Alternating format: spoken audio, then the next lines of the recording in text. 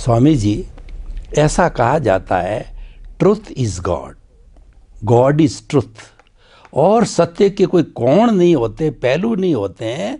जो पहलू होते हैं वो झूठ के होते हैं। एक झूठ को छिपाने के लिए सैकड़ों झूठ बोलने पड़ते हैं। महात्मा गांधी ने भी यही कहा है कि truth is God, God is truth. बहुत से लोग इसी को ही एक बड़ा सिद्धांत रूप मान के चलते हैं।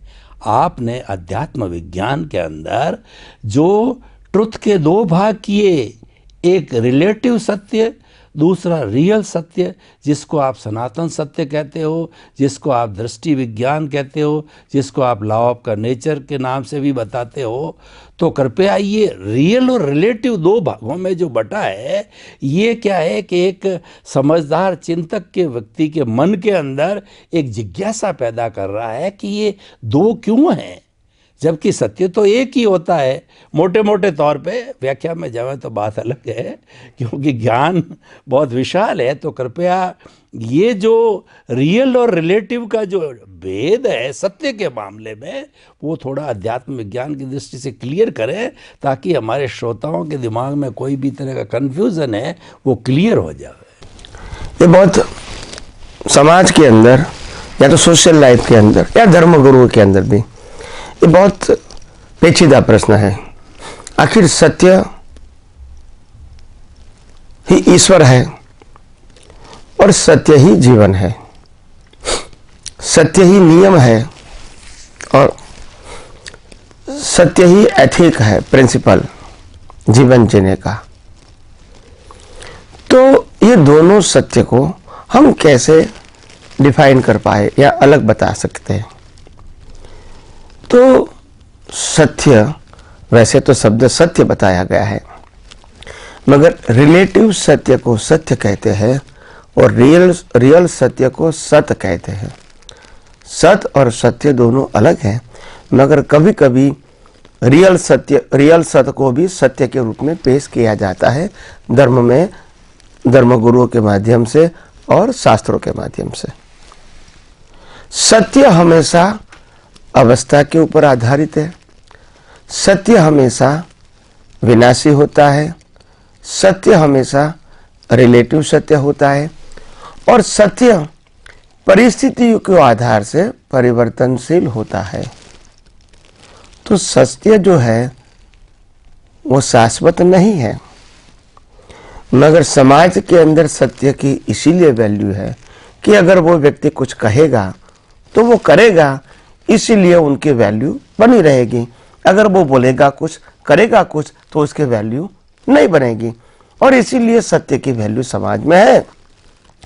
मगर सत्य हमेशा अवस्था के ऊपर आधारित है, परिस्थितियों के ऊपर आधारित है, शाश्वत नहीं हो सकता है। रिलेटिव सत्य, अभी मैं रिलेटिव सत्य की बात करता हूं। जैसे एक व्यक्ति के लिए मां है, दूसरे व्यक्ति के लिए वो पत्नी है। एक व्यक्ति के लिए वो भाई है, दूसरे व्यक्ति के लिए वो अंकल है। यानी सत्य अवस्था के आधार से बदलता रहता है। आप खुद को भी लीजिए, आप खुद एक व्यक्ति के रूप में आप सत्य है, मगर जब जन्म लिया तो माता पिता के लिए आप उनके बालक हैं, आपके भाई बहनों के लिए आप भाई हैं, शादी करने के बाद आप पति हैं, बच्चा होने के बाद आप बाप हैं, आप अंकल है, चाचा है, मामा है, सब कुछ आपका रोल है। तो सत्य, तो ये जो रिलेटिव सत्य है वो कभी परमानेंट नहीं होता है, वो अवस्थाओं के ऊपर आधारित होता है और उसी प्रकार से आपको सोचना और बिहेव करना होता है। दूसरी बात, सत्य यह है कि आपके पास जो है वो आपका है, वो भी सत्य है। मगर सत्य यह भी है आपके पास जो कुछ आया वो दूसरे के पास से आया, वो भी तो सत्य है। और दूसरे के पास जाएगा वो भी तो सत्य है। असत्य किसको बोलेंगे? तो ये सत्य जो है, हमारी रिलेटिव सत्य हमारी दृष्टि के ऊपर आधारित है।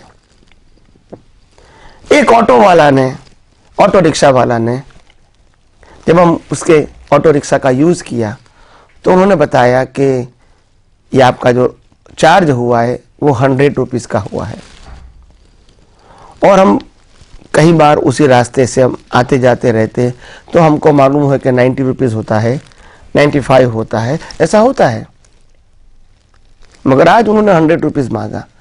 तो हमने कहा कि भाई देखो किराया तो 90 या 95 होता है, तो वो कहता है कि नहीं 100 होता है।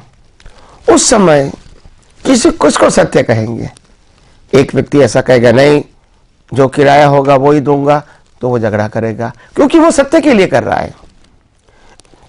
दूसरा व्यक्ति कहता है कोई बात नहीं परमात्मा, शायद उनके लिए 5 रुपया बहुत बड़ी चीज़ है, मेरे लिए कोई बड़ी चीज़ नहीं है, मैं क्यों उनके ऊपर अविश्वास करूं, मैं क्यों उनके लिए द्वेष करूं।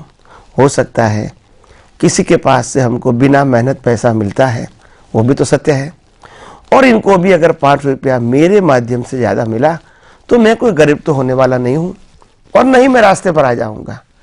तो इसीलिए सत्य हर परिस्थिति और हर व्यक्ति की सोच के ऊपर आधारित है, ये कोई शाश्वत सत्य नहीं होता है। बहुत सारे एग्जाम्पल हम समाज में देख सकते हैं सत्य के। एक व्यक्ति के लिए सत्य, दूसरे व्यक्ति के लिए असत्य। मुसलमानों के लिए मीट खाना वो धर्म है, हमारे लिए मीट खाना वो पाप है। जैनों के लिए रात्रि भोजन करना पाप है और आम जनता के लिए रात्रि भोजन करना ही जीवन का हिस्सा है, उसमें सत्य असत्य नहीं आता है। तो हर व्यक्ति के अंदर अपनी अपनी सोच के मुताबिक और अपने संजोग के मुताबिक सत्य अलग अलग हो जाता है। भूखे व्यक्तियों को खाना ही सत्य है और खाकर आए इसको नहीं खाना भी तो सत्य है। तो हर बातों में सत्य असत्य की परिभाषा अलग अलग हो जाती है और इसीलिए सत्य हमेशा सापेक्ष होता है, रिलेटिव होता है, परिस्थिति के आधार पर होता है, वो सनातन सत्य नहीं होता है। जब हम आध्यात्म विज्ञान में सत्य की बात करते हैं, इनटू इन्वर्टेड कोमा सत्य, तो सत्य का मतलब होता है अविनाशी यानी परमानेंट। मैं आत्मा हूं वो सत्य है, सत्य नहीं है, वो कोई भी परिस्थिति में उसमें परिवर्तन नहीं आएगा। कुदरत का कानून वो सत्य है, इनटू इन्वर्टेड कोमा सत्य है, वो कभी परिवर्तन नहीं होगा। 6 तत्व वो सत्य है, परमानेंट। तो ये सब जो सत्य है वो परमानेंट होता है और सत्य है हमेशा परिस्थितियों के आधार से होता है। और इसीलिए इस समाज के अंदर दुविधा पजल क्यों है? क्यों ज्ञानी लोग, क्यों समर्थ लोग, क्यों समझदार लोग इस संसार से मुक्ति पाना चाहते हैं?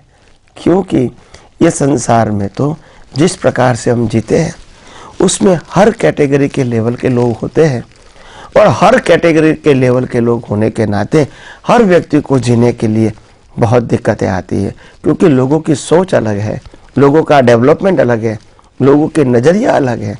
एक व्यक्ति कहती है मैं किसी को देने में आनंद अनुभव करता हूँ, एक व्यक्ति कहता है मैं किसी के साथ लेकर कैसे भी करके अपनी बुद्धि से, ताकत से, छल से, कपल से प्राप्त करके मैं उसको आनंद मानता हूँ। तो ये सब अलग अलग बातें हैं। हालांकि हमको सिंपल यही समझना है, व्यवहार में सत्य एक वैल्यू कहते हैं, एथिक कहते हैं, और अध्यात्म में सत्य वो अविनाशी होता है।